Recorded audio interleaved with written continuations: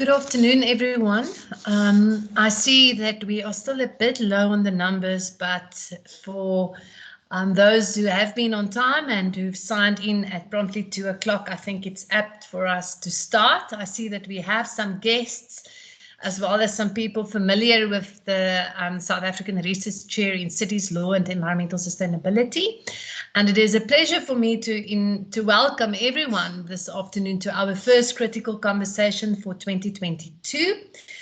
For those who are new to this platform or this event rather, it's an event of the South African Research Chair in Cities, Law and Environmental Sustainability, hosted in the Faculty of Law of the Northwest University on the Potchefstroom campus.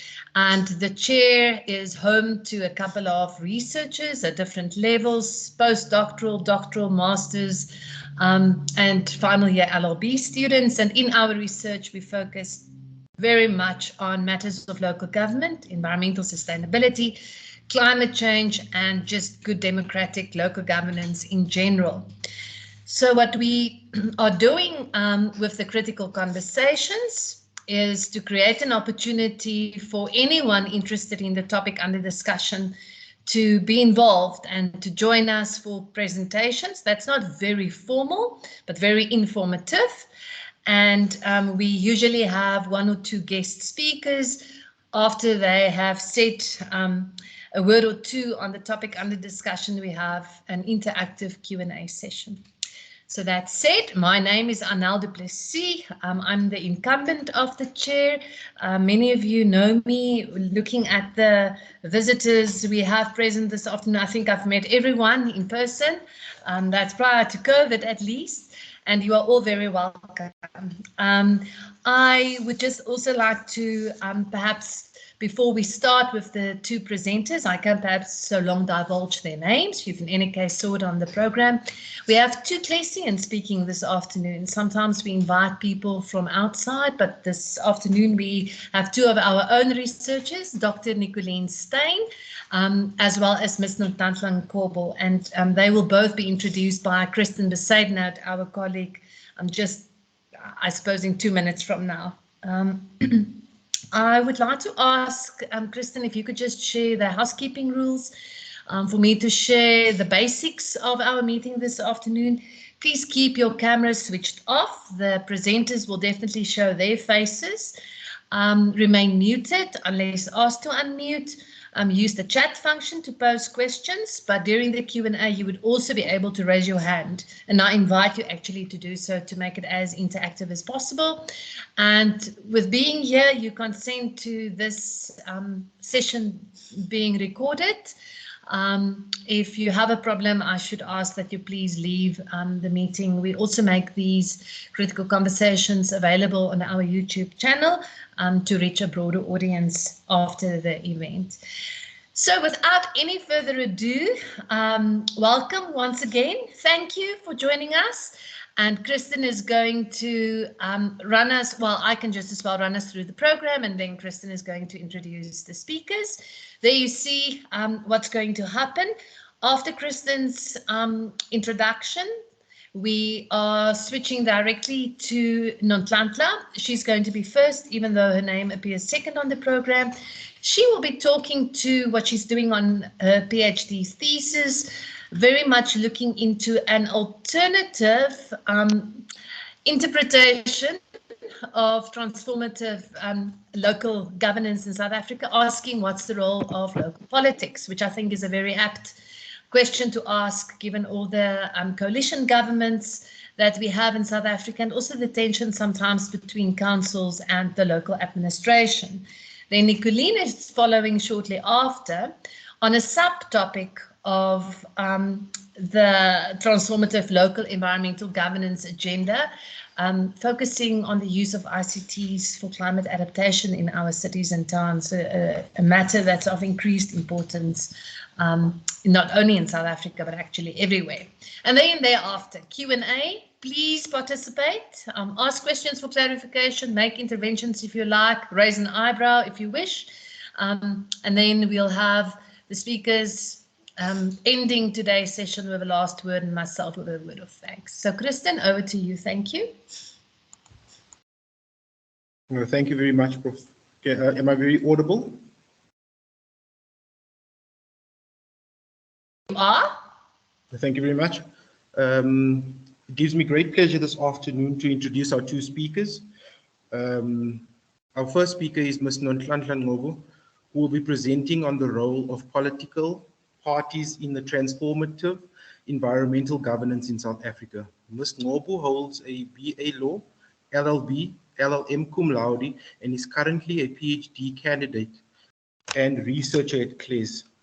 Her research focuses on political parties and its influence on environmental governance in the local sphere of governance in South Africa. Some of the other research includes informal economy and its specific issue as a specific issue for local governance. Ms. Ngcobo has served as a locum in one of the Faculty of Law's undergraduate programs at the Northwest University and is further involved in various research projects at CLES, most recently in partnership with the Konrad Adenauer Stutfonds. Ms. Ngcobo has also given several guest lectures and has presented at conferences both nationally and internationally. Our second speaker this afternoon is Dr. Nicolene Steyn, who will be presenting on information and communication technology for adaptation in South African cities, climate law, and policy framework. Dr. Steyn holds an LLB cum laude, LLM cum laude, and a PhD from the Northwest University, and is currently a postdoctoral fellow at CLES. Her current research relates to the linkages between environmental law, climate change law, sustainability, and technological advancements in South African urban context. Dr. Steyn was employed temporarily at the Northwest University Faculty of Law during 2021 and was previously a PhD researcher at CLES and research assistant at the Northwest University. Dr. Steyn has published in international journals and has also regularly acted as a peer reviewer for journals such as the Potchefstroom Electronic Law Journal and the Southern African Public Law. She has been involved with various research projects during her time at CLES, such as the Urban Lex project with UN Habitat. Dr. Steyn has presented at numerous national and international conferences. This brings me to the end of my introduction of the two speakers. I will continue to stop sharing, and I will ask Ms. Ngcobo to share her slides. Thank you very much.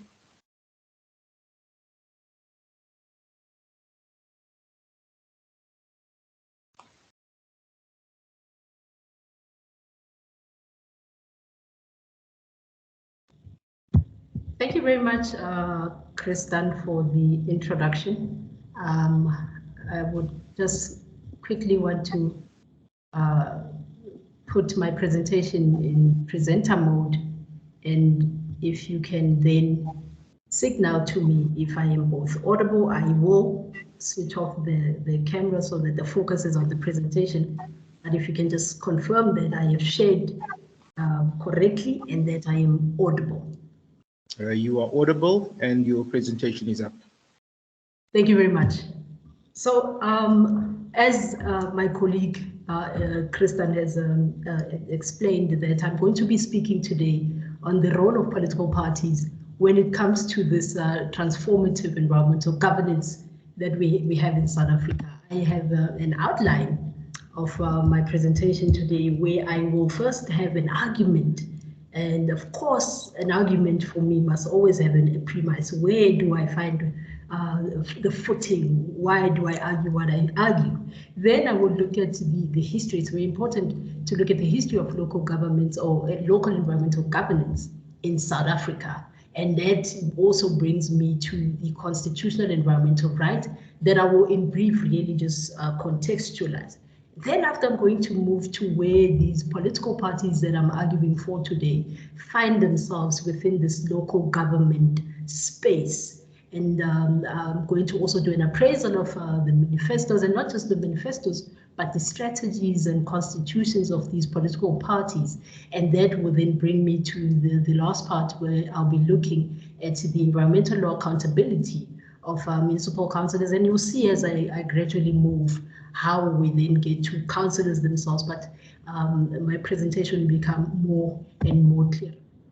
And so the argument that I make is that South African political parties, those that are active in the local government sphere, can enhance the constitutional environmental rights that we have in our constitution. What do I base this on? I based it on the fact that, and you will see as I go through the presentation, that there's a constitutional as well as the legislative framework governing local government, and there you'll find that there's the political structures that exist within. And so the premise becomes that our political parties active in the local government sphere have a constitutional and legal framework upon which they operate on. And because I also look at the constitutions of political parties and the manifestos, there's also the political will, or the lack thereof, of a political will of a certain party to actually enhance Section 24 of the Constitution. And of course, with the political will, there's also what one would call champions wherever they might exist that are bold enough to come up with ideas. And so there's also that innovative will that also the legal framework would allow. So let's start here. Let's look at the history of environmental governance in South Africa. And this looking back allows us to be able to look at the evolution of environmental governance and law in South Africa. So what does history tell us? It tells us that there's a historical link between the contemporary environmental problems and the economic and political policies that the apartheid government had, and these permeate through, and they ensure that the environmental problems of that time still persist to date. What do we know of South Africa? What we do know is that South Africa was isolated from our international community, and this was because of the apartheid policy of the time.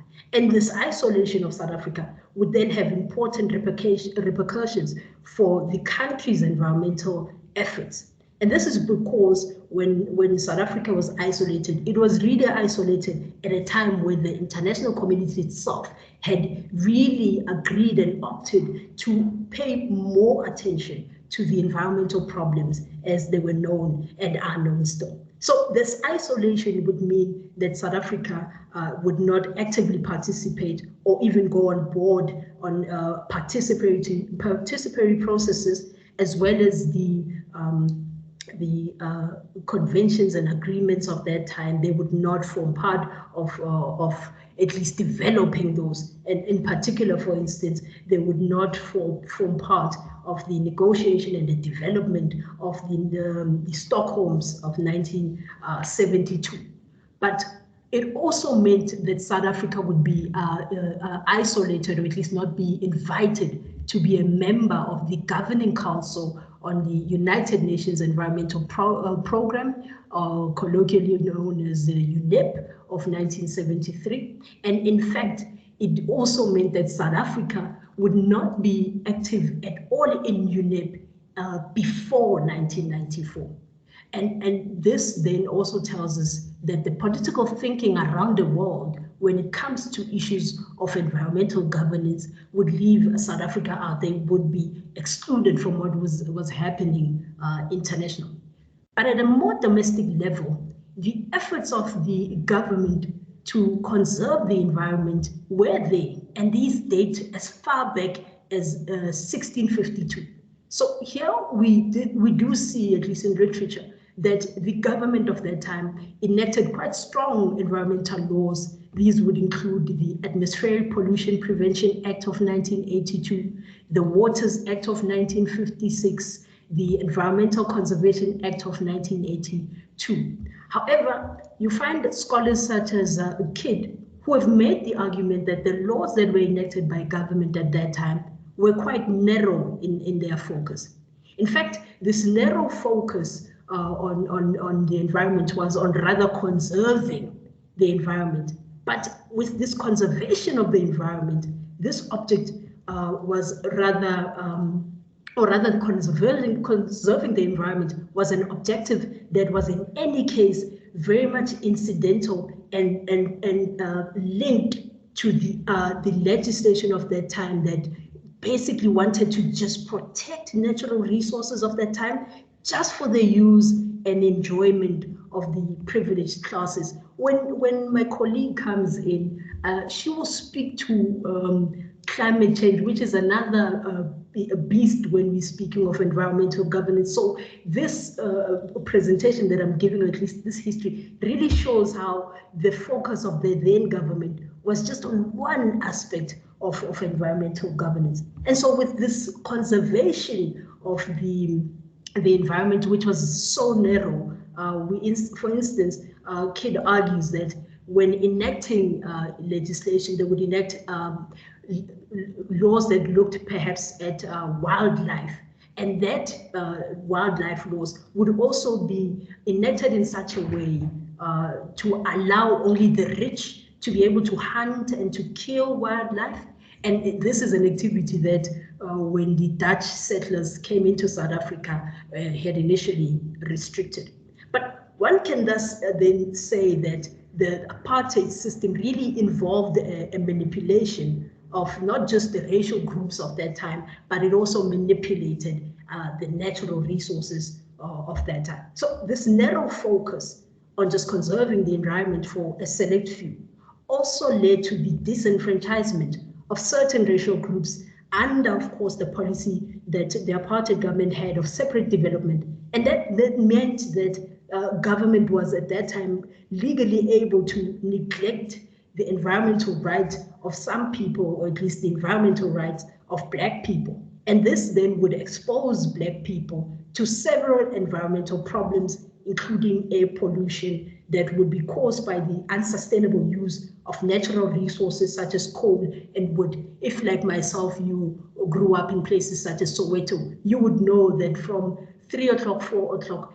your coal would be delivered, and you would start seeing that being used for cooking and heating up the household for the night. So that's the kind of environment where many Black people would grow up in. And in the rural lands, there was an issue of the overpopulation. And because of laws such as the Native Land Act, it would also mean that there was overstocking on livestock, there was overgrazing and overcultivation of land, especially because many of these communities relied heavily on agriculture. So these laws of apartheid, when coupled with the socio-economic factors at that time, were responsible for this negative environmental perception that Black people had about the environment at that time. So for these communities, the Black communities, conservation for them really meant that Black communities would be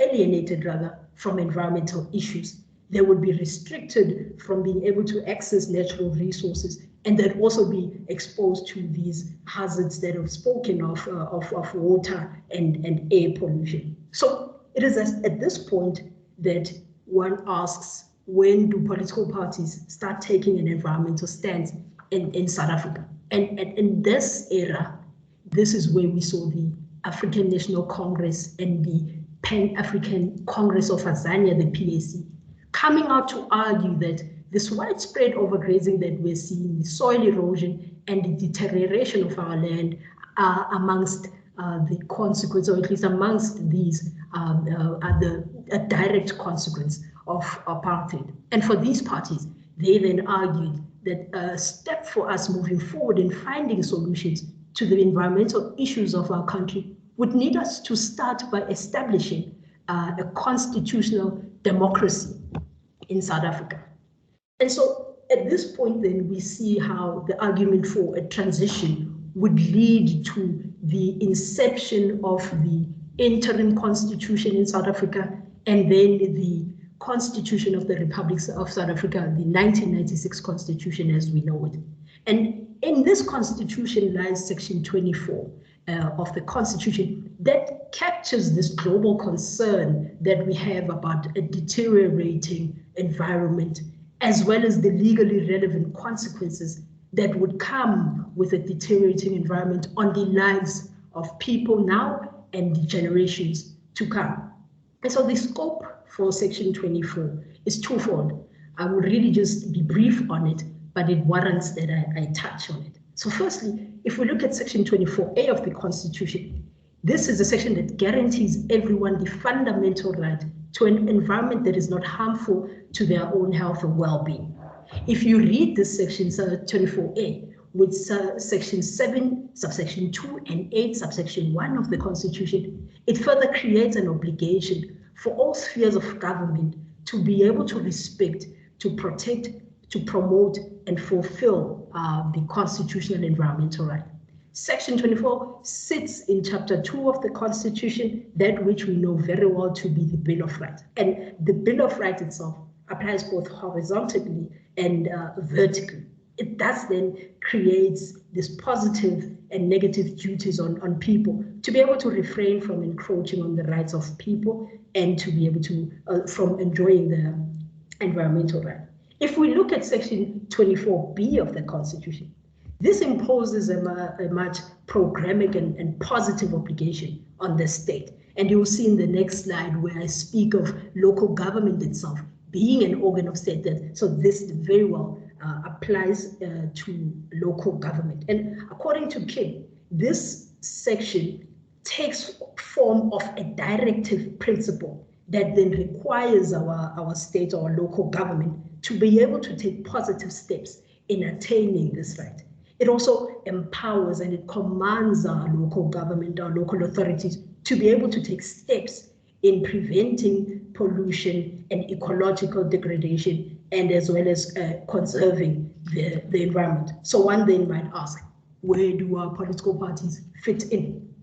So as you see in this slide, I do state that a municipality is an organ of state that holds both legislative and executive authorities. So if you look at the Municipal Systems Act, for instance, it will also define for you what a municipality is. What's important for me is that it defines it as that organ of state that consists of a community, an administration, as well as the political structures in it. So municipalities we know to be a wall-to-wall feature of our local government, and that means that municipalities exist in every area and in every space in South Africa. And so in terms of the constitution and the legal framework that governs them, the community, the administrative officials, as well as the political structures of these municipalities, all bear rights as well as concurrent duties.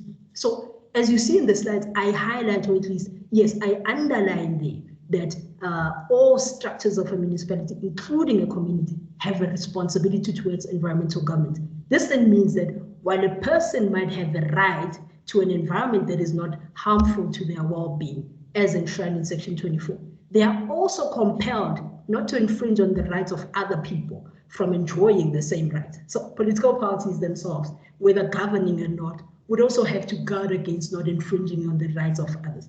But of course, if we zoom in deeper on what political parties can do themselves in enhancing Section 24, we'd have to look at what is their current stance when it comes to the environmental governance or environmental issues as we have them in South Africa. So in my study, I look at 10 political parties, but for purposes, and these 10 political parties, I must say, comes from the previous elections that we just had in 2021 on local government. But for purposes of me being able to give a presentation that will fit, of course, in the time frame, I just look at some of these political parties that are existing in the local government sphere. So the DA, for instance, is a party that was established in June of 2000. The stance of the DA in relation to the environment is very well captured in their policy on natural resources, environmental fisheries, waste management, and mineral resources. This is a policy of 2013. So the party holds that the constitutional environmental right of citizens cannot be separated from the need to create sustainable employment. According to this party, a healthy environment is essential for citizens to be able to seize opportunities and be able to create a sustainable livelihood. And for them, a degraded environment will make it impossible for people to seize any opportunity. The party also holds that the environment itself should really not work against people in their attempt to alleviate poverty. And for the DA, they also hold that the numerous opportunities exist in what we call the green economy, provided, of course, that an enabling environment is created. For them, a green economy is one that will be able to offer far more opportunities and to develop and introduce what my learned colleague likes so much, which is new technologies, products and employment opportunities. I then look at the EFF, a party that was established in 2013. And for them, they have a much shorter history when it comes to environmental protection, or at least their stance. But what is captured in this party is only captured in their founding manifestos as well as their elective manifestos. So in its manifestos, the party introduces what it calls the Green Revolution.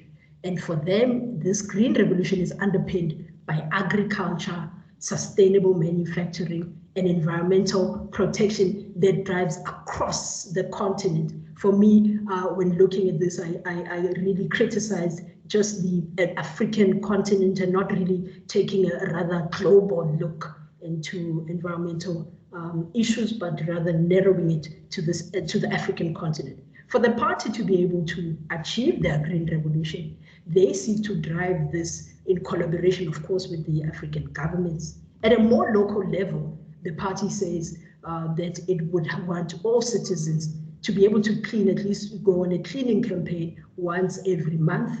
And the priorities of this country, of this party, is in protecting the environment.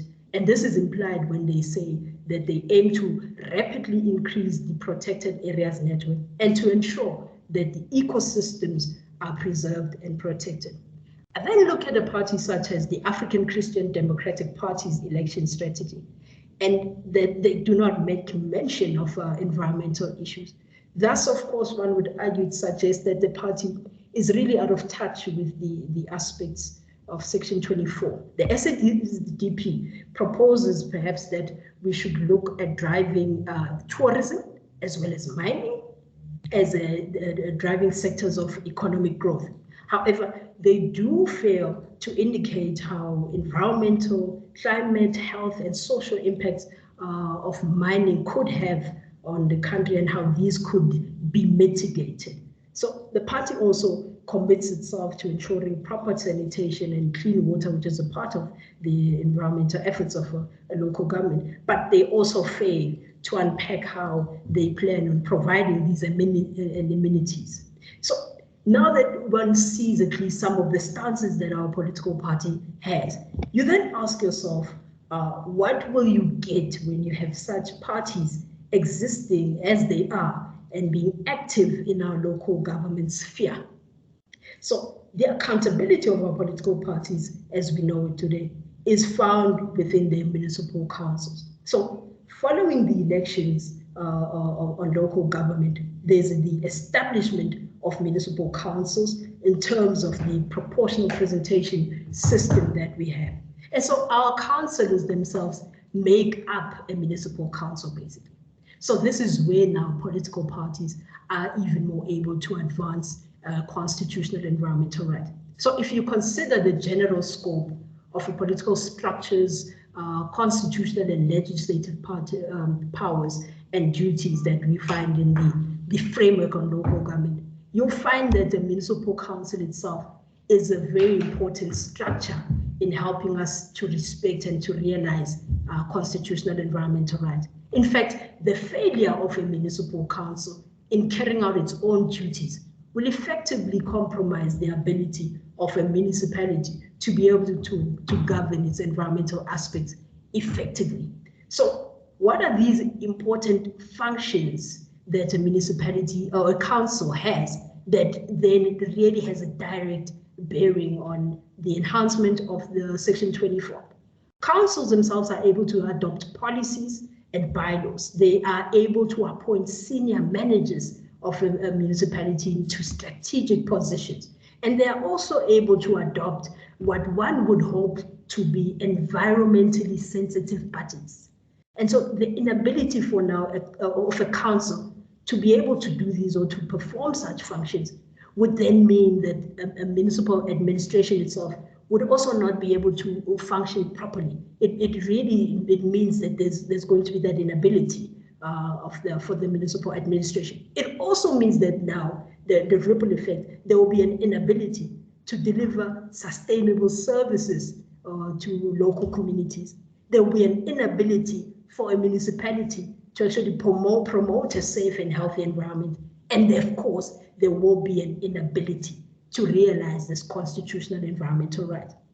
So councillors, as we know them, being political beasts, they are both members of a municipal council and members or representatives of their political parties. So on the one hand, you have a councillor that acts as a functionary of the local government system. And on the other hand, you have a council being a part of the political party, or at least representing it. And as a functionary of local government, councillors represent their communities. So this would mean that the councillor would play an oversight role in the work of public servants in the local government sphere. So this function would entail councillors receiving mandates from their communities and frequently reporting back to such communities, especially on the performance of a municipality in terms of those established environmental sustainability indicators. And then on the other hand, you will find that being an affiliated person and being directly elected, they are expected to advance the mandate of political parties. So this is why it's important also to look at what are our manifestos telling us when it comes to these, when it comes to councillors within their parties. And so if you look at the Municipal Systems Act, you also find there's a code of conduct that speaks directly to councillors. And this code of conduct acknowledges that our councillors are political beings that are elected to primarily represent local communities within the municipal council. And as such, the code of conduct itself ensures that councillors always act in the best interest of the municipalities in which they serve. So as I draw to a close, I really find, or at least based on my argument, that there certainly is a premise, or there's a link between the communities themselves and the municipal councils, and the political parties that are existing in these municipal councils are the critical glue that hold the municipality together. The will of these political councils in advancing the Section 24 of the Constitution is really supported, if you ask me, is supported by the constitutional and legislative framework that we have in South Africa. Perhaps what these political parties themselves could do is to revisit their constitutions, their strategies, and their manifestos, and really ask if these instruments that govern them speak perhaps to the progressive realization of Section 24, especially because the legal or at least the legal framework existing is allowing. The question then becomes, how much of a political will are we going to back into realizing Section 24 of the Constitution? And this is where I end my presentation today. Thank you very much.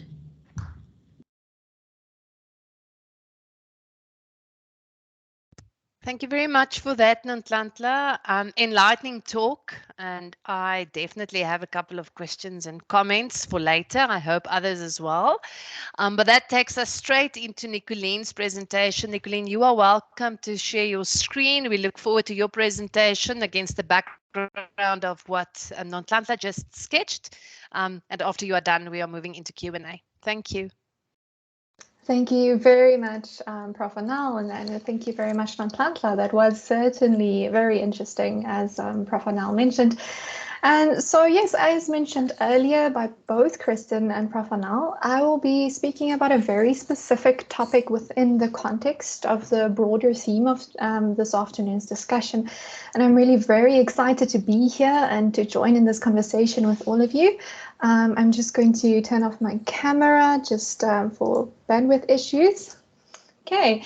So I'm going to briefly start with just contextualizing my topic. Now, as early as 1996, the White Paper on Science and Technology held that innovation has become a crucial survival issue, and a society that pursues well-being and prosperity for its members can no longer treat it as an option. Now, as you know, innovation and technology go hand in hand. South Africa's Development Plan of 2015 also states that finding innovative approaches to addressing the country's biggest problems is necessary for a middle-income country to develop. Now, of course, this includes focusing on scientific and technological advances. And in the years after adopting the white paper, there was a greater emphasis on innovation, amongst other things, and that culminated in the adoption of the white paper on science, technology, and innovation in 2019. Now, this white paper then determines the government's long-term policy direction to ensure a growing role for science, technology, and innovation, or STIs, in a more prosperous and inclusive society. Now, innovation is thus required to address the management and protection of the environment and to improve service delivery, amongst other things. Now, this instrument, while recognizing the work that has been done in the sector in the past, also introduced many policy shifts. And in the greater context of this presentation, these are important. Now, these shifts include enhancing the innovation culture in society and government, improving policy coherence and the coordination of budgets across government, developing a more enabling environment for innovation, as well as developing local innovation systems. The paradigm shift that this new white paper presents is vital towards the research, development, testing, and implementation of especially technological innovations that could address many of the country's pressing environmental concerns, such as climate change. Now, to my mind, this innovation is, of course, an important part of the transformative local environmental governance agenda as well. And then in climate change, within the context of environmental governance, is particularly relevant because the effects of climate change threatens things like biodiversity, ecosystems, and environmental health, and many others.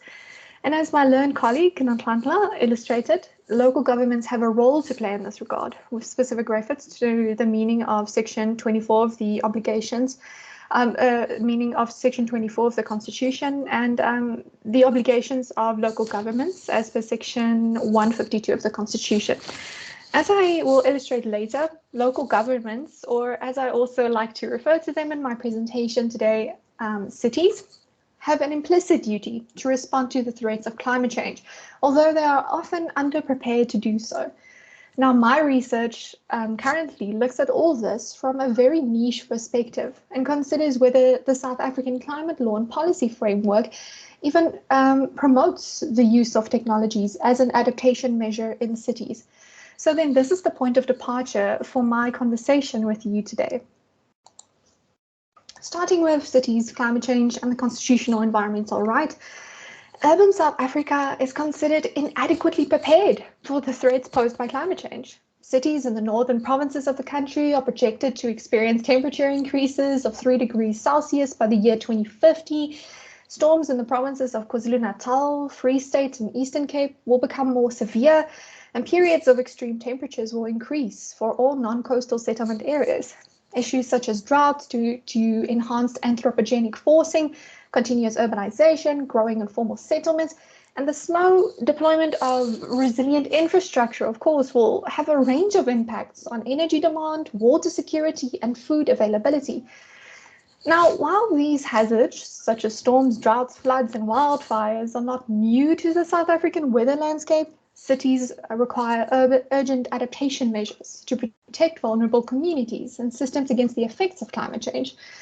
Now, these measures are necessary because climate change may have a significant impact on cities' ability to finance and deliver services, for example.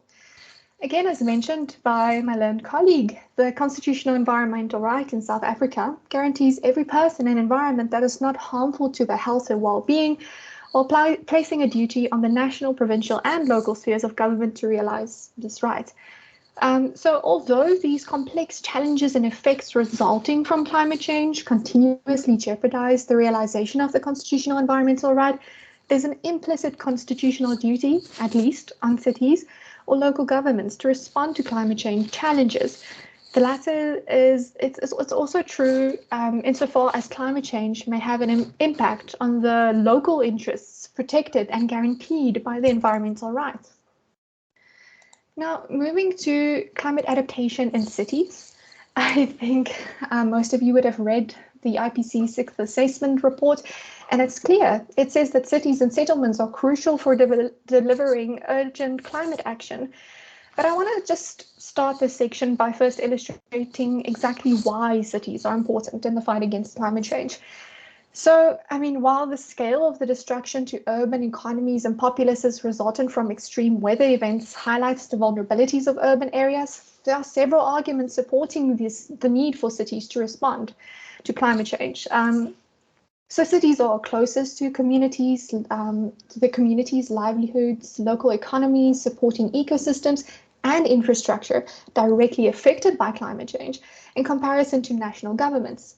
So cities are increasingly viewed as the level of government that is best suited to respond to climate change by, for example, forming policies that will build climate resilience, and cities can bridge this gap between national governments and communities.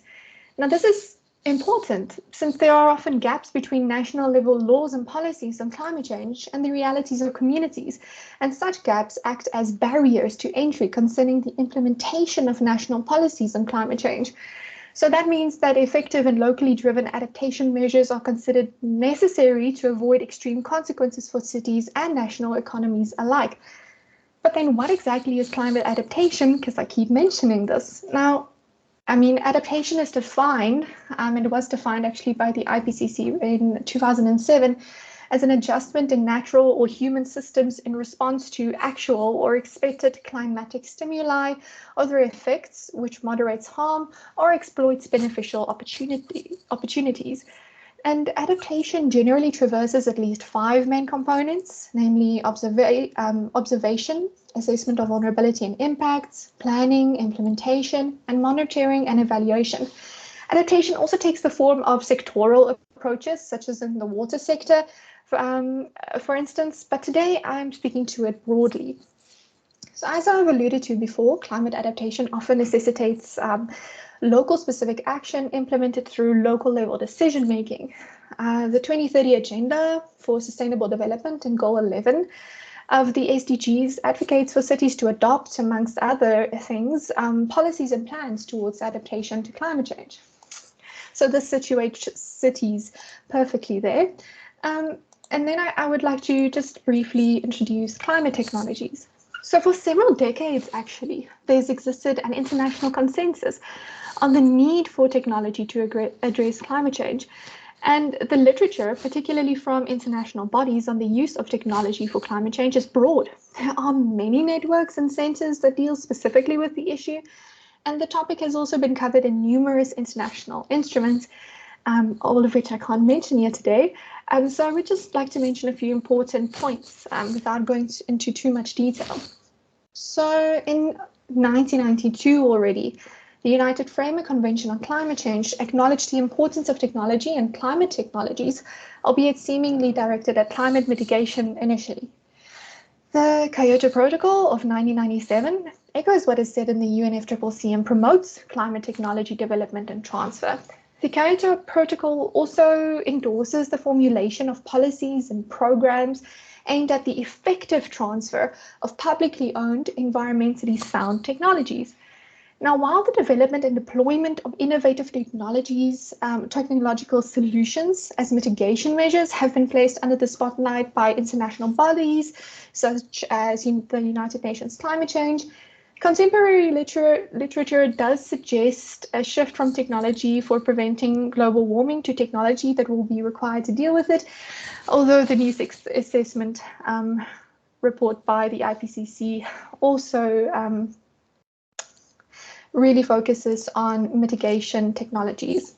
Now, climate technologies aimed at adaptation may entail, for example, seawalls, early warning systems, and drought-resistant crops, amongst others. But there are also soft technologies, such as training for using specialized equipment and energy-efficient practices. Now, cities in developing countries urgently require effective technologies for adaptation, considering their local circumstances, such as institutional, social, regulatory, and cultural conditions. Now, my research looks at a specific technology, and these are information and communication technologies, or ICTs. Now, what exactly are ICTs? Well, they've actually been explored in depth for their potential in the fight against climate change and as an adaptation measure, to absolutely no surprise, since the novel application and the use of ICTs over the decades of its existence is close to unfathomable. As is the effect it has on human life. As such, the conceptualization of ICTs varies tremendously in the literature, but it may be sufficient for me to just say today that ICTs, it's an umbrella term that refers to all of the technology utilized to manage telecommunications, audiovisual processing, broadcasting, different kinds of media, transmission structures, and network and monitoring-based control functions. Now, ICTs also utilize devices such as computers to retrieve, transmit, store, or manipulate information or data. So in my research, I found very interesting examples of how countries and cities alike are using ICTs towards climate adaptation. One such example is the innovative and widespread use of social media for climate change adaptation in urban contexts due to social media's extensive proliferation, its active usage by consumers, and of course its low operational cost, which is very important. Now, there's this one specific example. It's called Peta Bencana. It was formerly called Peta Jakarta.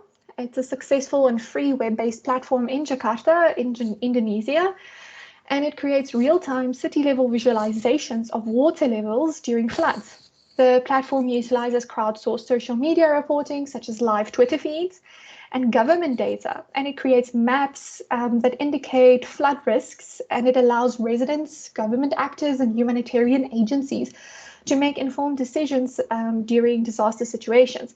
Now, this platform also has a high replicability rate since it's based on open source and free software, and the code is also readily available online, which is of course important given cities often have resource constraints.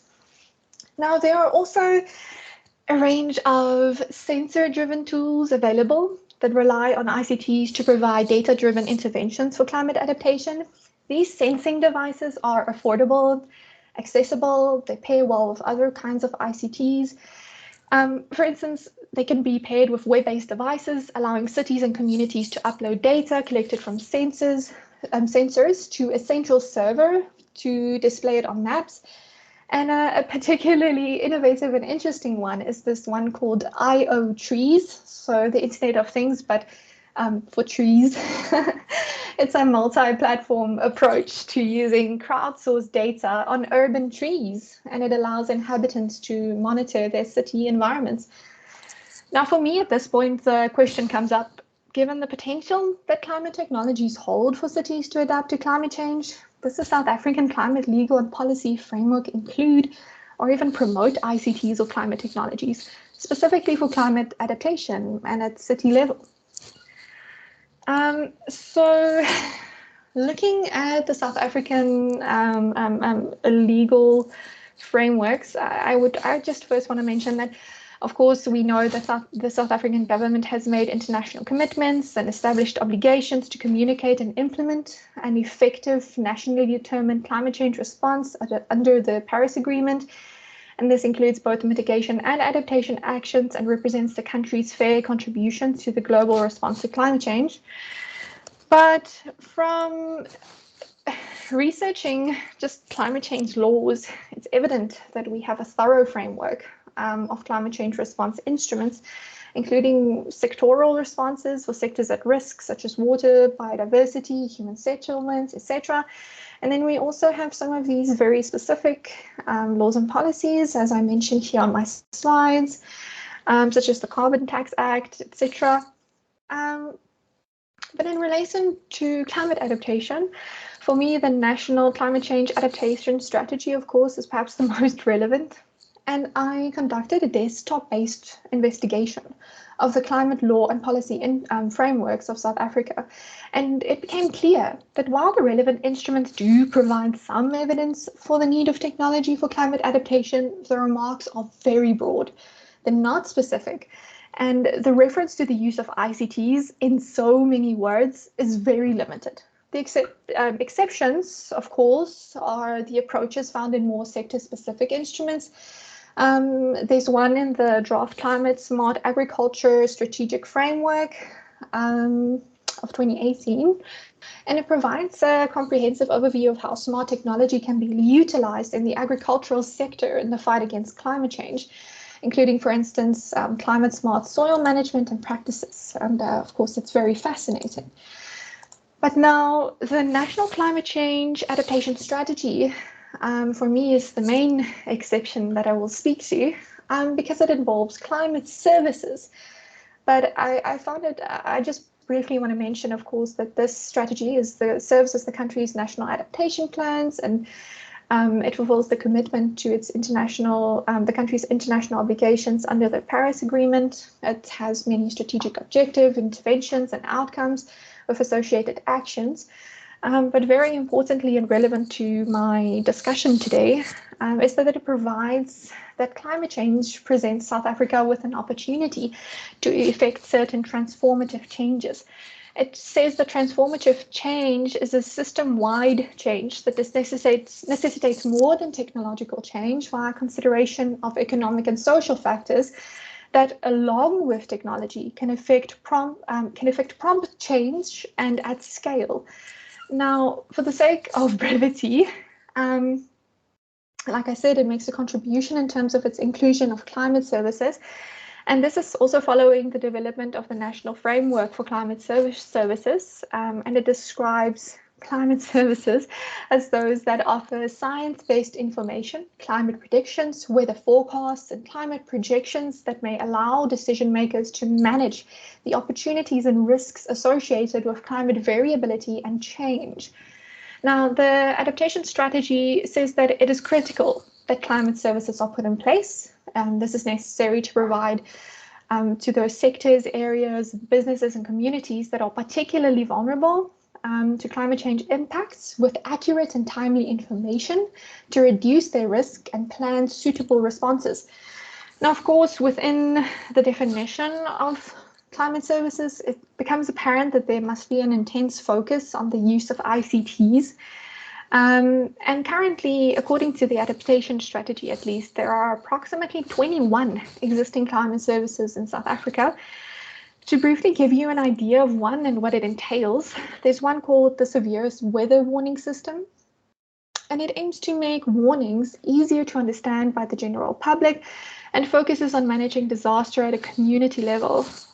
This system relies on good interactions between the South African Weather Service and, very interestingly, also local disaster management centers. Now, the adaptation strategy also mentions a long list of upcoming services. But most of these services, with the exception of perhaps the so-called municipal early warning system and even this weather warning system, are based at a national level. So for cities, as the sphere of government closest to the community and the sphere that often faces the blunt truth of climate change threats, I question the contribution of local governments to such climate adaptation responses. And so it becomes necessary to ask whether cities have actually utilized ICTs for adaptation and whether it's promoted in their laws, policies, plans, or strategies. So if you look at this section, South Africa's current law and policy framework actually does provide many points of entry for cities to respond to the risks and impacts of climate change. But these legal instruments do not necessarily offer the wherewithal to address many of the practical challenges that arise concerning climate change in urban contexts. This is because many of the challenges are often organizational, political, or even economic in nature. And legal avenues only offer partial solutions to addressing these problems relating to adaptation in cities. Therefore, innovative approaches by cities are necessary to tackle these challenges and particularly to drive forward adaptation. Now, some metropolitan areas in the country have actually developed legal responses to climate change. It's impossible to mention all of them right now, but the City of Cape Town has approved a climate change strategy in May of 2021. The City of Tshwane finalized their climate response strategy in 2017. But for me, the question remains whether these plans in local governments actually incorporate the use of ICTs. So I'll just briefly reflect on Nelson Mandela Bay's climate change plan. It's called specifically the Climate Change and Green Economy Action Plan. And it does actually make note of the use of technology in certain instances, such as with regards to water conservation, very interestingly. But the only specific instances where one may assume, at least, that the use of ICTs will be involved is in the measurement, reporting, and verification plan section, where it mentions, for example, improving its energy data collection and analysis, as well as its measuring, monitoring, and reporting of greenhouse gas emissions. Unfortunately, again, there was no explicit mention of the actual use of ICTs as an adaptation measure. But if I could just briefly link these findings to my previous analysis of the South African national level climate adaptation laws and policies, current laws, policies, and plans lack specificity when technological solutions are offered. Generally, identifying and understanding specific technologies and pairing them with clear outcomes and goals towards climate adaptation will be necessary for cities to make tangible progress in this regard. More specifically, doing so with ICTs could be an ideal avenue for climate adaptation, specifically because, as mentioned earlier, ICTs may offer less complex technological solutions that are affordable, scalable, and relatively easy to replicate.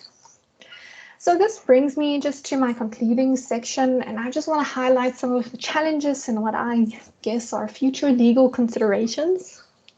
So while using ICTs for climate adaptation seems like a clear-cut solution on paper, the solution has to be contextualized. I mean, this must be done with due consideration for the many city-level challenges that exist concerning the implementation of climate adaptation measures, laws, and policies in developing countries such as South Africa.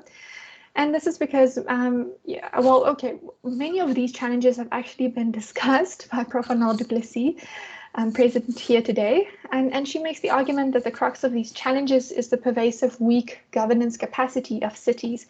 And this includes technical resource constraints and the lack of political will and commitment. And adding to this is the persistent fragmentation in city governance, since it involves many stakeholders, including public and private decision makers, and lacking overall coordination. Now, financial resource constraints, corruption, and mismanagement are also issues that need addressing in the context of making progress towards climate adaptation through the implementation of laws, policies, and strategies. But the aforementioned challenges are not necessarily legal issues, nor are they new, but they do deserve attention and recognition when ambitious solutions such as ICTs are discussed. So for me, a major consideration, and I also highlight this in some of my other research, is the capacity of cities to generate and manage data. The lack of data and expertise at local levels is a critical issue when it comes to specifically climate adaptation. And this is because a lack of scientific information on the possible impacts of climate change on certain urban areas and the vulnerability of communities affects the capacity of local government to effectively design and implement adaptation measures. So furthermore, I'm almost done. For technologies such as ICTs to be used effectively, cities will often rely extensively on technology transfer and procurement from other countries. But unfortunately, the current legislative environment concerning procurement in South Africa is complex, and cities' compliance with these current laws and policies is a grim issue. So there are many procurement-related challenges in municipalities. For instance, the insufficient planning and linking of demand to city budgets, the lack of capacity, skills, and knowledge, scarce oversight and evaluation of supply chain management. There's a lot.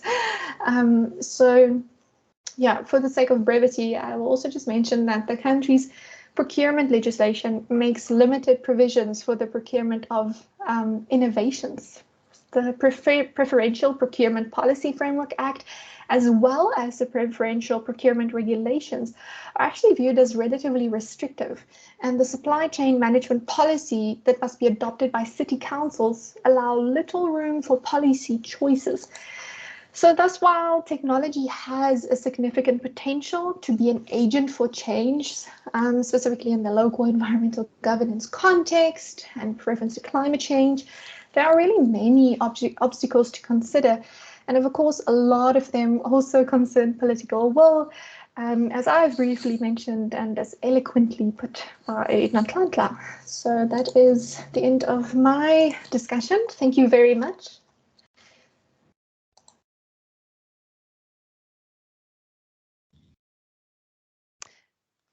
Thank you very much, Nicolene. Equally exciting, equally important, your topic and your message of today, and very timely also considering all the activity the past couple of months and also yesterday with the latest IPCC report. So I see you both have your cameras on, which I would like to ask you do. And we already had two questions, one for each of you in the chat by Maricel. Nonhlanhla, the one to use quite long. Have you read it? Yes, before ma'am. I repeat it? So if you could respond whilst Nicolene's read hers from Maricel so long, and then I would like to ask anyone else interested in making a comment or asking a question to raise your hand or to drop the question in the chat. Thank you very much, Professor Nel. And yes, I read the question, and basically what Maricel is asking in the first instance is whether the issues of environmental governance are specifically chapters or sections that would be dedicated in the manifestos of political parties. And I'll get to the second part. So in the first instance, Maricel, you would be surprised to see that even a party like the ANC that has governed many municipalities over the years, that they also do not really address environmental issues, at least in the manifesto, as a dedicated issue, or it is really not dedicated in their policies or their manifestos. And with other parties, you also see that it is touched on here and there. So you find that there's a combination of a dedicated section that the EFF perhaps would have in their manifesto, and a party like the ANC would have it as peripheral issues that are scattered across their manifestos. And of course, then you look at this in two ways. As a voter, a person going in to decide who are you going to vote for. In the one instance, you can look at it and say that, and not dedicating the environmental issues into one section of a manifesto could mean that maybe political parties actually do understand that there needs to be a mainstreaming of political issues across all the social problems or priorities that they would have. And because of this mainstreaming, perhaps that can even answer the second question where you ask that, do we really need to see these in the manifestos themselves coming to life? Perhaps, Maricel, in mainstreaming across, it would also then tell us as what people that are voting, that our political parties are more understanding of these issues in local government. But I must also argue that for me, manifestos are just a first point of reference. So if a community, for instance, were to vote for a political party, I find that it's very important for them to be able to look at the manifesto and be able to say if they want this political party to be a representative of them, and that these political parties actually do realize or know or what their stance is when it comes to environmental governance. I do hope that I answered Maricel. I tend to ramble sometimes when I speak on No, that's fine, Nonhlanhla. She can respond in the chat. Maricel, you are welcome. Nicolene, you can respond to your question, and then I'm moving on to Chantal and Richard, each having a question. Thank you very much, Prof. Thank you, Maricel. So let me just want to make sure which question. Okay, so I'll start with the capacity and resource constraints of African cities and how I think they could implement these technologies. So I'm given that, and what do I think, what do cities do when these technologies break to a lack of maintenance? Thank you very much. Those are wonderful questions. I think there are many avenues cities could take to implement these technologies, even within their capacity and resource constraints. I mean, as financial resources are concerned, I think once cities have developed clear plans and goals with specific technologies in mind, it would become clearer how funds should be allocated in their budgets, and national government could have a more defined idea of the funds cities require. I also think this sort of speaks to the second question you are asking, Maricel, as to the specificity of the technologies. I just want to pause there and just briefly reflect on that as well. I think yes, ICTs are definitely covered under this broad spectrum or this umbrella term, but we need to question the usefulness of it being covered in such broad terms. What are we actually trying to achieve if we aren't specific about what we want to achieve? So, I mean, for many years, you've been saying, policies have been saying technology is important, but what technology? Where do we implement technology? How do we use the different technologies to actually affect change? How do they interact with each other, etc.? And I think there are many questions in this regard, but I think once we at least get to a level of specificity in that regard, it will become much easier for actual change to be affected. And then just going on in terms of the implementation of these technologies, as you asked, I think the white paper on SDI also states that government should focus on capacity building to aid the potential use and implementation of technologies. And so, of course, national government will undoubtedly play a role in this regard. And also international climate agencies and funding will absolutely be necessary under the UNFCCC. There's actually the technology mechanism that was established, and in turn they established the Climate Technology Center and Network, and this network is the implementation arm of the technology mechanism and promotes like accelerated transfer of environmentally sound technologies at the request of developing countries, and they provide technological solutions, but they also offer capacity building and even advice on policy and legal and regulatory frameworks, and they tailor them to the needs of individual countries. And so I'm aware they also assist with funding and have, for example, an adaptation fund or a climate innovation accelerator fund. And lastly on this issue, knowledge sharing and the establishment, of course, of knowledge hubs would also be very important for cities to successfully implement technologies.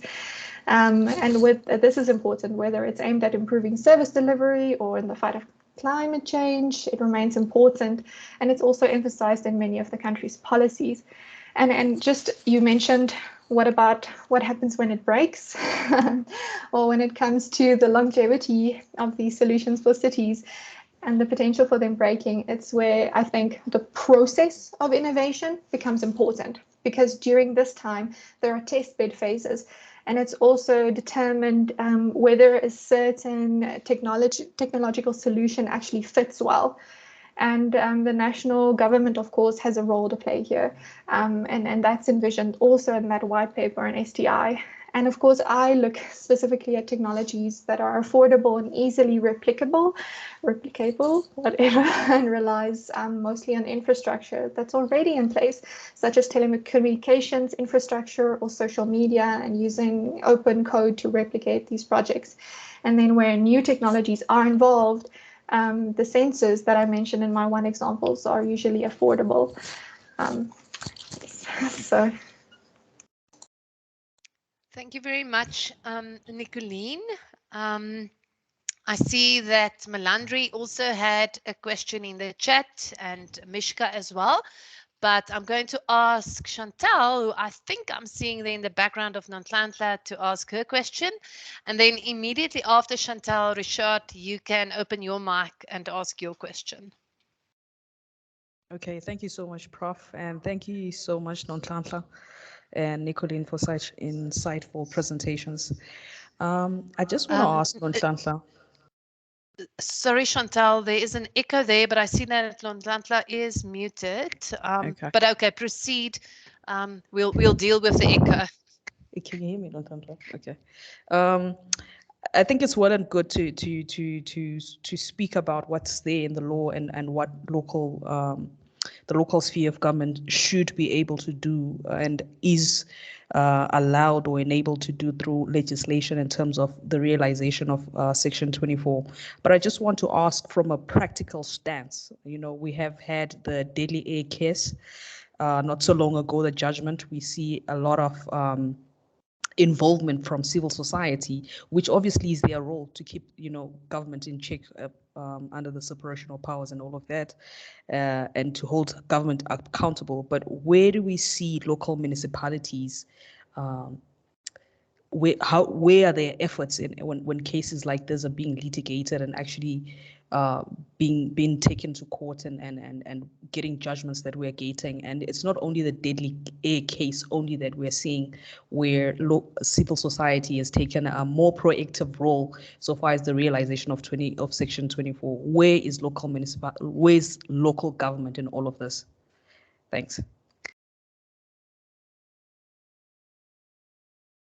Great. I'm just going to then just. Hi, everyone. Sorry, I was just taking the opportunity so that you guys can also see my faces. Just thank you so much for this. It's really, really great, and I loved your presentations, mainly because, you know, a lot of law just operates in some abstract sort of world, and, you know, you kind of ask, if the world's ending, why do we care? Like, why do I care about the kind of law that I do sometimes? It's so good to see that you guys are doing the stuff that actually, you know, matters to stop the world from ending. So I guess, you know, if we're looking at this thing of willing and able, is local government willing and able to do something?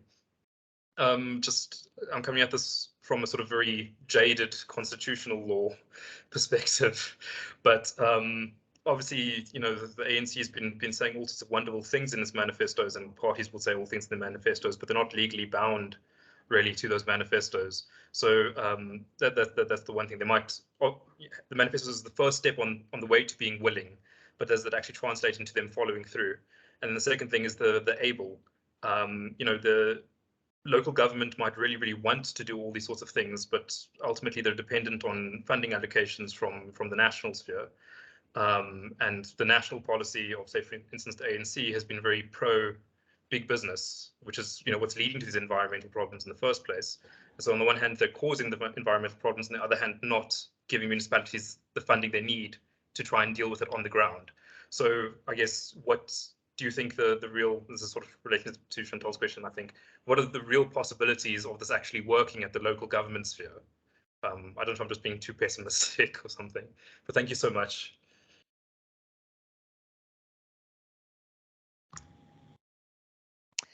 Nicolene, I think you can go first and then Nonhlanhla.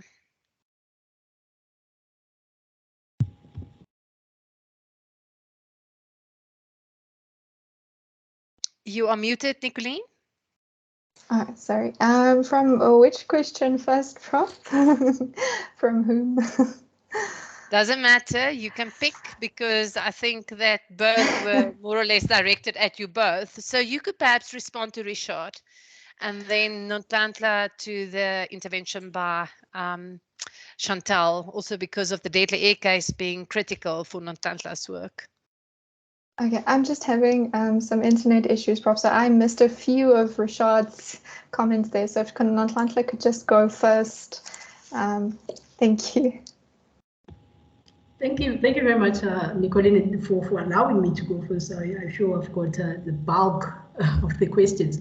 I will start with Melandri. Melandri really raises an important point, and that is that individual will. Yes, a person exists within a political structure, but it ultimately then comes to a person, that individual councillor, being able to drive the transformation that we speak of.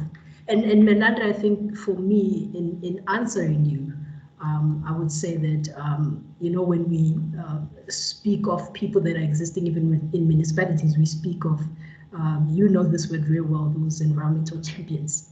And so at the end of the day, it really then warrants, yes, we move from these manifestos and we look at what is the individual councillor, him or herself, able to achieve, or how are they able to facilitate sustainable development, like you rightly put it. And so if we look at, or perhaps if they were to be restricted by their own manifestos, they might not really even meet the targets that are there in local government. It's good and well, yes, we have the laws that are there, and Richard, I think, also touched on this.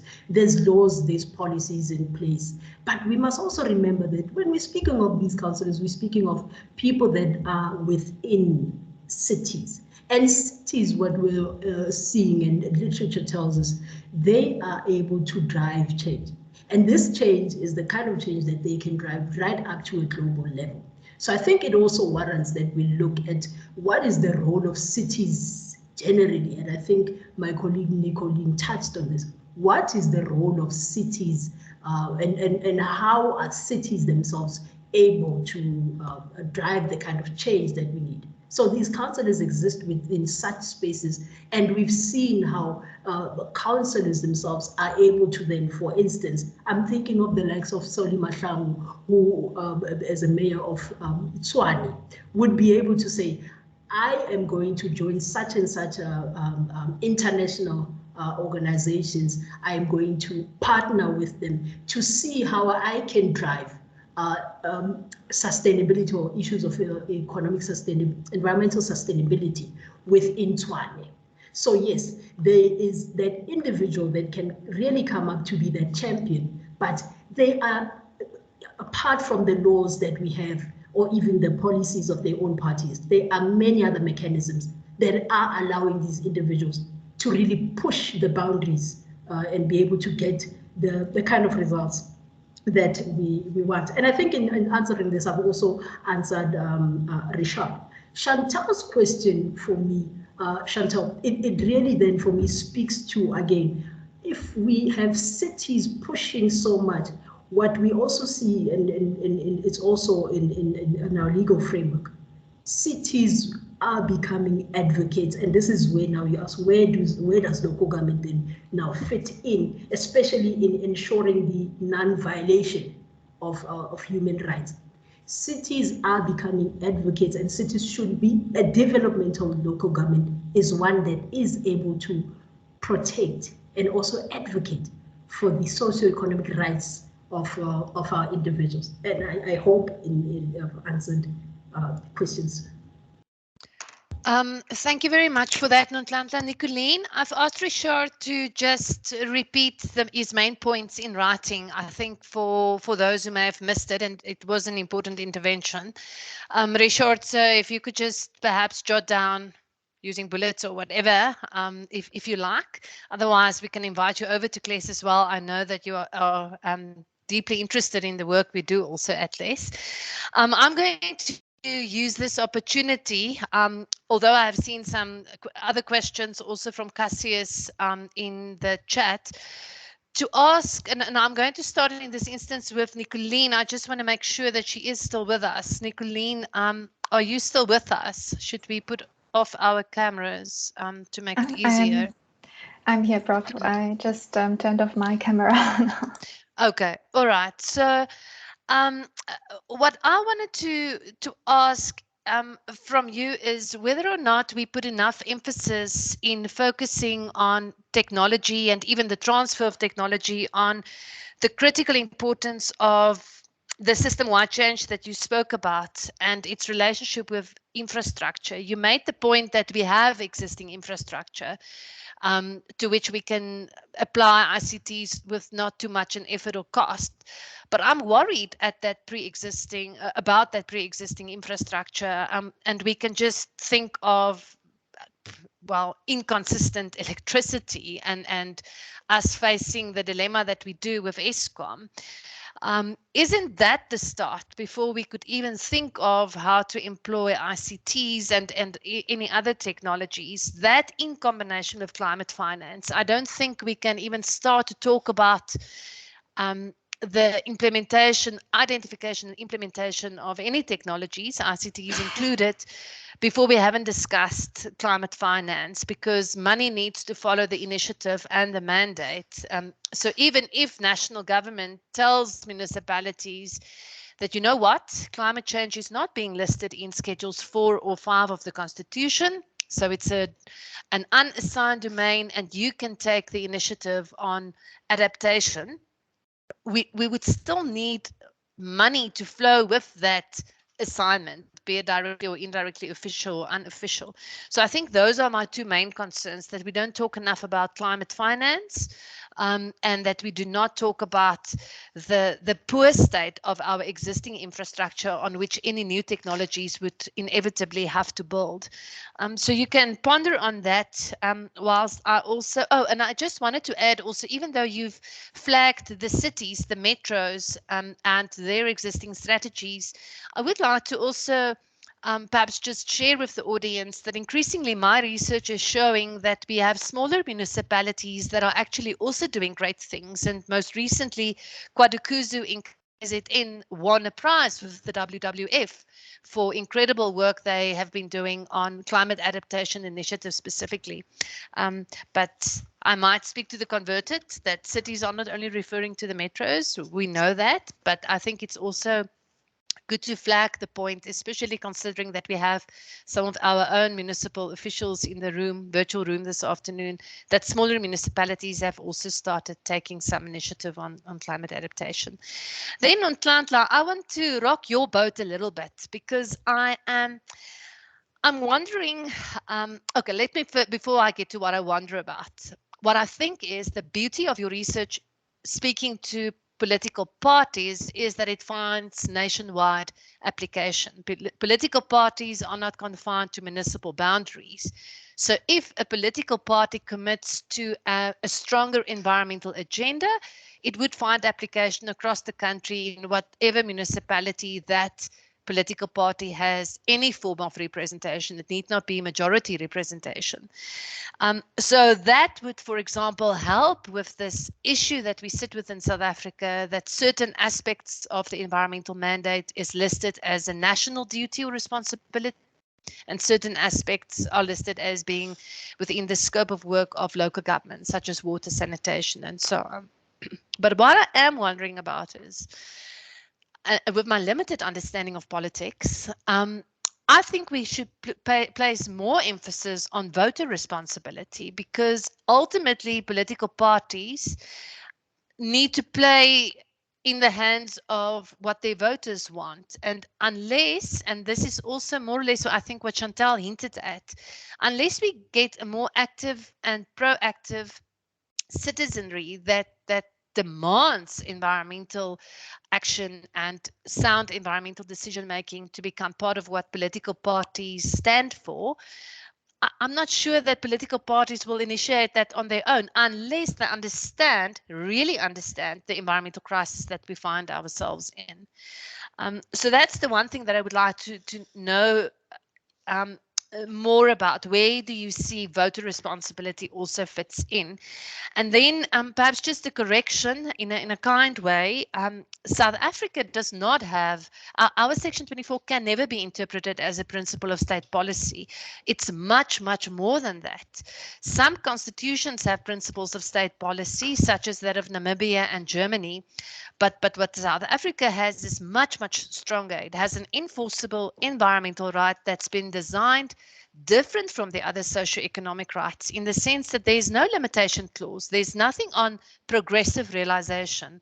Section 24 is immediately realizable, and that's exactly what the Vukani or the clean air judgment was about, which I think is a very important case also for you to analyze in the arguments you are advancing.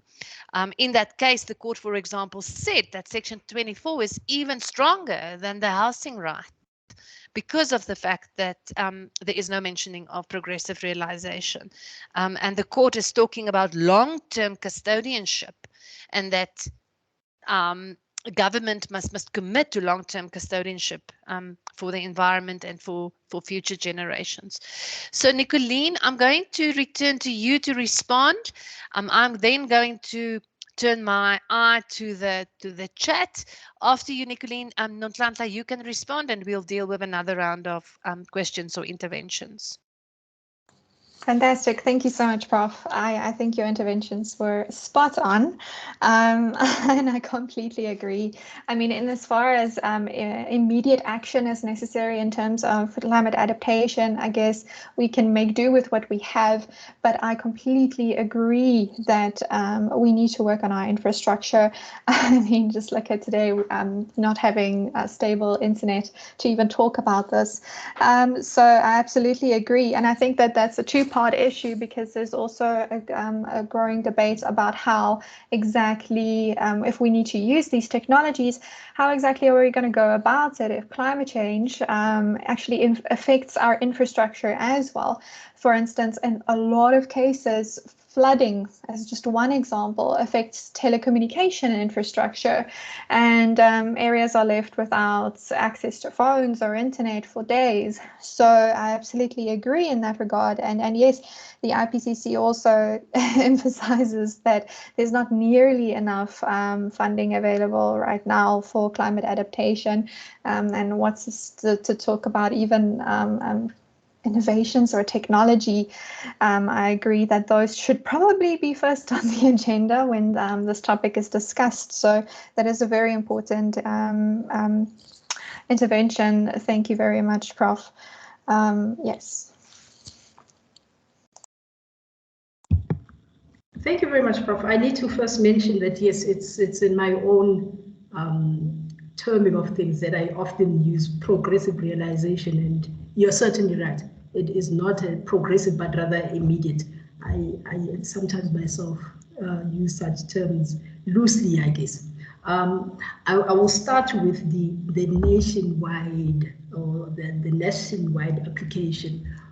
I fully agree that when we speak of political parties, we are speaking of parties that are existing in the local, the provincial, and the national sphere, and perhaps definitely, in fact, not perhaps, but yes, that should help us to be able to immediately meet Section 24 of the Constitution. But I myself also often argue or find or question this nationwide application, in the sense that because we're speaking of the local government sphere itself being able to achieve certain things, if our nationwide political parties or those with power within will not then impede on the ability of a councillor to be able to do something at a local government level. I'm thinking, for instance, and this is one example that I usually think of when Cape Town reached day zero. We had Mmusi Maimane, the then president of the federal, as they call it in the Democratic Alliance, stood right next to Patricia de Lille, who was the mayor at that time, and he said, with the water crisis that we have in Cape Town, I will spearhead it. And then you ask yourself, but now what about the autonomy of local government? Surely you think that then Patricia de Lille, the mayor, would be the one to spearhead it. So sometimes there is that interference that might not be necessary from our national bodies within these political parties. But yes, if those are clearly separated, then we might really see the political parties or councillors benefiting from the willingness, if there is, of their own political parties at national and provincial levels within these NECs and the PECs that they do have. And then, Prof, voter responsibility, yes, it's very much important. At the end of the day, it is, or at least when we speak of political parties, they advance what voters themselves want to see being driven. And again, at the end of the day, I feel for me, with a voter responsibility, there's also the need for political parties themselves to be teachers, or they need to conscientize their voters on such issues. And this is where I see them again having that responsibility, where if they are able to conscientize their members on these environmental issues, it then makes it easy for a person to say, yes, as a voter, I would want my political party to advance or to prioritize these issues. So voter responsibility for me goes hand in hand with what political parties are doing or are teaching their own members or the community at large. If political parties are able on a daily basis to flag some of the things that are being done by those in power, then surely they also have that responsibility of teaching our communities on matters that in the long run affect their communities. And if you would allow me, Prof, may I kindly also answer the question that I see being posted by Cassius in the chat box. And his question is really asking if there are preliminary findings that are telling us that our councillors, once assuming office, are meeting the targets of their own manifestos. Are they living up to it? Cassius, I must say that because we just had elections now in just last year, it's a question that I ask myself, and a question that I'm hoping that throughout the study that I'm doing, I will be able to get the answer to say, are they meeting it? Now, let's look at the current councillors that we have just assumed office, let us see indeed if they will live up to these promises that they make in the manifesto. What is interesting, Cassius, and for me especially, is because the study itself that I am doing is an empirical study. So given I will be able to ask these councillors themselves as individuals, rightfully, like Melandri mentioned, that they are individuals. So it would be interesting to ask these councillors that here in your manifesto, it states that you wish to see 1, 2, 3 into fruition. So how are you and yourself going to be able to do that? Or are you looking perhaps broadly, or are you looking beyond rather what is in your manifesto? I hope I answered the question. Thanks very much, Nonhlanhla. I'm going to ask whether you'll put off your camera as well. I seem to have weak internet connectivity as well, so it seems as if the whole of Potch is battling this afternoon. I would just also like to add, Nonhlanhla, something that you presented on, and that is the code of conduct of municipal councillors that we find in the Systems Act, Structures Act, one of the two. And we have also the duties of councillors being stipulated in one of the first sections of the Systems Act. And I think in your work, it would be important to perhaps see and figure out how these provisions in law, speaking to councillors, not to political parties, meet what political parties can actually achieve. In other words, we've got these tools in law which doesn't speak to political parties because there's no law really applicable to political parties. They make their own law, but there is law speaking to the official capacity of the councillor, and I think there's something to be said for this body of law, speaking of councillor conduct and councillor duties, etc., and meeting what political parties can possibly do, because that's what a councillor is. It's a very schizophrenic person. It's both an elected councillor that must take the needs and the needs and requirements of its local community into account in its operations and in its work in the municipality, but it's also a representative of the political party. It's two things in one.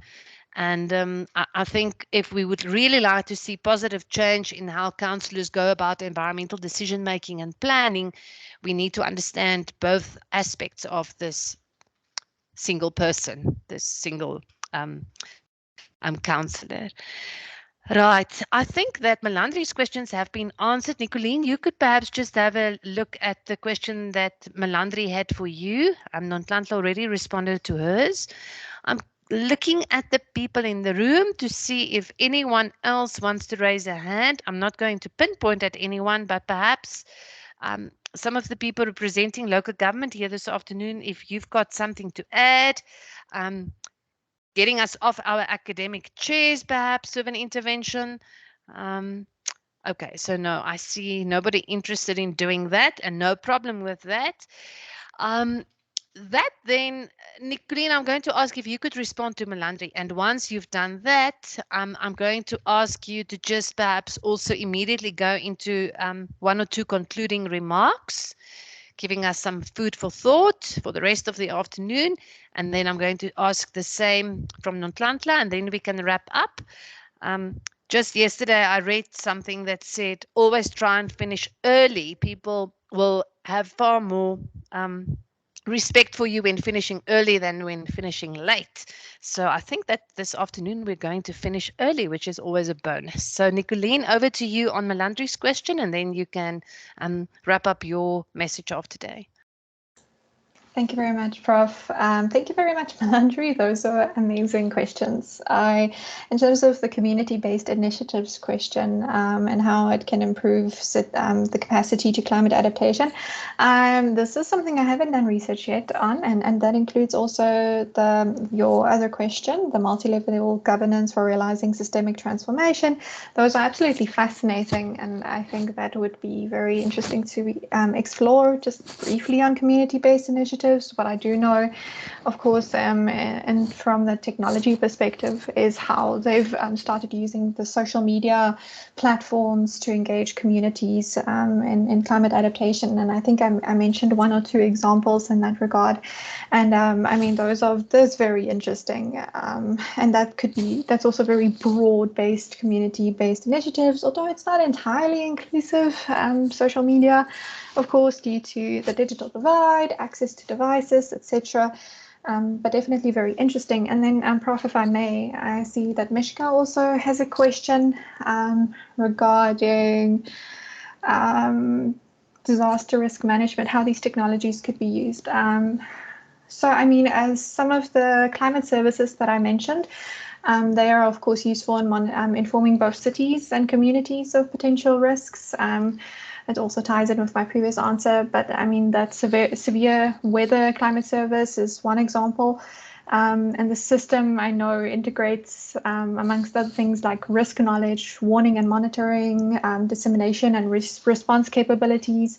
And there are many other climate services that I think could be relevant in this regards. I know there's a flash flood one, a flash flood guidance system, drought early warning systems, and an advanced fire information system. And then we also have the SARVA one, also something that Melandri once showed me, and the South African Risk and Vulnerability Atlas. It's also important. I think it's an online and also open access platform that enables users to understand vulnerability and risks according to their location in the country. So it's at a spatial level.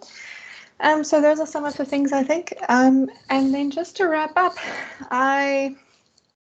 when I was looking at the climate services, I actually saw that it was in the IPCC report, and it mentions that in terms of like multi-dimensional feasibility of adaptation options, climate services, including things like ICTs, it's highlighted as a cross-cutting option. It has a high level of confidence in terms of its feasibility, but it requires a lot more research and, of course, funding. Of course, there's then still vast room for growth in regards to this topic, as Prof. Anal mentioned, in terms of infrastructure and, again, financing. So, I mean, where cities do include, for example, ICTs in their plans, they should, in my view, be more specific with what technologies they aim to introduce.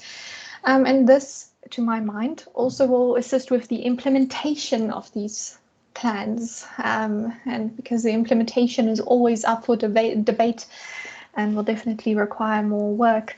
So those are my wrap-up points. Thank you, Prof. Thank you very much, Nicolene. Thanks. I hear that you are there, Nonhlanhla. I believe that the Wi-Fi is very unstable on campus. Kristen, let me know, but if we can hear you, so you are welcome to proceed. Thank you. I immediately just wanted to dive in. But Prof, the intervention that you gave in the end for me is exactly what's sitting in my concluding remarks, and it's something that I often think of. Certainly, yes, our political parties themselves are in their own structures not governed by laws. And what I actually was thinking in my sum up was that whilst we really do have that legal framework that is ever so aligning and very much clear on what needs to be done, as lawyers ourselves, we do know that, and drafting and adopting effective laws is just the first step. Certainly there needs to be more that is done on the political side.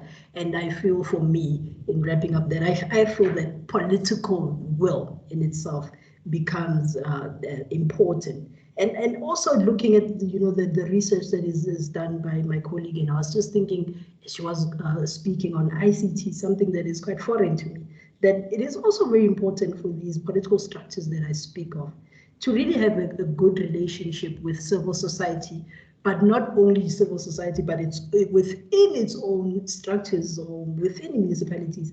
It's very critical that we see political parties or the municipal council having really a sound and strong relationship with the administrative structures that are existing, or else really everything else comes to a standstill. So I think there's the need for not just political will, I guess, in this sense, but there's the social or the societal will, and there's the administrative officials also having that will. And I guess at the end of the day, for me, that word really comes on very strong. Individuals having the will to change things. That's how I conclude. Thank you. Thank you very much, Nonhlanhla. Also, Nicolene, I'm going to try and put my camera on just at least for the final words. I think that having listened to you both, I can just conclude that I'm happy to hear that we are starting to look at possible avenues for improving what we sit with, other than the classical, we don't have capacity, we don't have the financial resources, we don't have this and that. I think there's a lot of scope for creativity in how researchers go about not only the environmental crisis, but also the local governance crisis that we have in the country. Because let's face it, especially the smaller towns are really battling the basics, let alone adaptation and mitigation efforts. What we didn't talk about today, which I think is a bit of the elephant in the room, and that is public participation and the involvement, real tangible involvement of civil society, because we need to remember that accountability is something that we as a civil society must keep in check. It's us who should help inform the integrated development plan of a municipality. It's us who need to help inform the budget. The law provides for that. And that's also the avenues through which we can communicate knowledge, because we can't expect every councillor, every mayor, every municipal official to know everything there is to know about not only environmental management, but also climate change. So I think that not only public participation, but forging stronger relationships between the South African scientific community and our decision makers in local, provincial and national government is incredibly important. And I hope that CLES would be able to make increasingly a contribution in this regard. And I think as a first step, I'm delighted actually this afternoon to be able to say in this relatively small group that for the first time ever, I have a councillor working under my supervision, and not only a councillor, but a mayor, the mayor of our own town, doing his master's in environmental law. I think that's great. It's incredible. And that is the kind of things we want to see. Our political decision makers being educated more on the environment, and not only seeing the environment as an issue of conservation, because it's much more and we don't need to dwell on that point now, but it's definitely not only about the bees and the trees and water. It goes far beyond that. So thank you very, very much, everyone, for your participation this afternoon and the two presenters. Nonhlanhla is also the mother of the critical conversation from an organizational perspective. So she stepped in with a presentation today. Nicolene obviously was also willing to participate in this first conversation, and I think you both did a great job. I look forward to this work being published and being distributed to a wider audience. We will, of course, make this presentation publicly available if anyone wants to come back to it at some point. We hope that we'll also attract visitors who haven't been here this afternoon, and to our audience for the questions and the interventions. Also the faculty members. I've seen John here from our Mafikeng campus, Richard. So yes, thank you also for your presence this afternoon. Lucas, I haven't seen you in a long time, but you are here this afternoon. Great to have our municipality involved in these events. And I'm not sure who Dear Marit is. I have a suspicion. So you are. It was also lovely to see you here. Right, everyone. We are finishing early, and apparently that is a good thing and a respectful thing.